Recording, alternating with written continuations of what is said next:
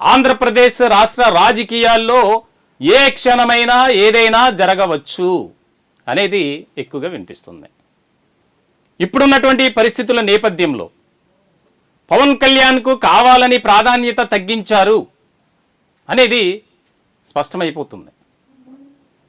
మరి రాబోయే కాలంలో జనసేనాని వ్యూహం ఏ విధంగా ఉండబోతుంది, ఆయన ఎలాంటి ప్రణాళికతో ముందుకు వెళ్తారు, దీనిపై కూడా ఇప్పటికే చర్చ జరుగుతుంది. దీనికి సంబంధించే ఈరోజు ఈ టాపిక్ తీసుకోవటానికి ముఖ్యమైనటువంటి కారణం సేనాని సైలెంట్ వెనుక ఆంతర్యం ఏమిటి అది. దీనికి సంబంధించి ఈరోజు మా స్టూడియోలో కాపు ఉద్యమ నాయకులు ముళ్ళపూడి నాగేశ్వరరావు గారు ఆయన ఉన్నారు.